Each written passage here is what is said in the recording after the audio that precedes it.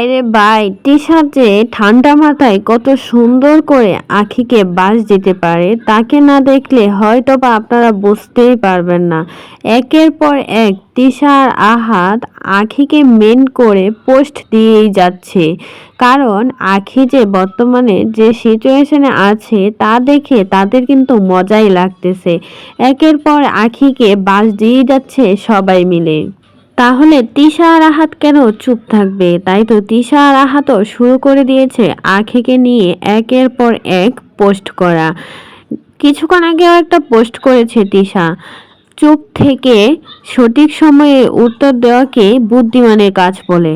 আর আমি শুধু শুধু এসে লাইভে চিল্লাই, তাহলে বলেন তো আমার কি করা উচিত? এটা যে আখিকে উদ্দেশ্য করে বলেছে তা বুঝতে আর বাকি কারুর রইল না।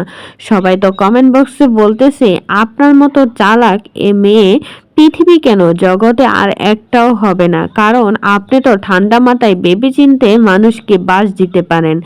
তৃষা আখিকে একের পর এক বাঁশ দিয়ে যাচ্ছে, তবে আখি কিন্তু চুপ রয়েছে। গতকালকে লাইভে বলেছিল আখি, আমি চুপ থাকি বলে ওরা আমাকে পেয়ে বসে, তাই তো একের পর এক নানাভাবে আমাকে কথা শুনিয়ে যায়। আখি কিন্তু ঠিক কথাই বলেছে, তাই তো চুপ থেকেই কিন্তু আখি আহাতের কথা শুনতে হয় আখিকে।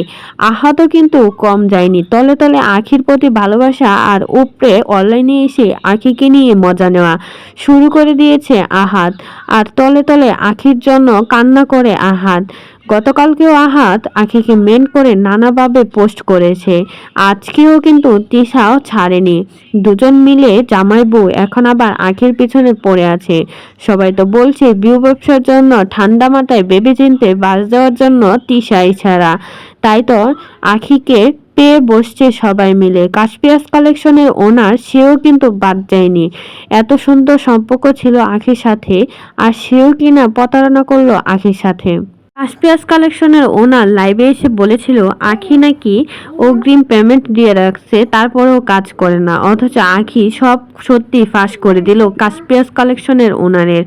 সে কোনো অগ্রিম পেমেন্টও দেয়নি, আর তিশা যে এখানে আসছে সেটাও নাকি আখি জানতো না।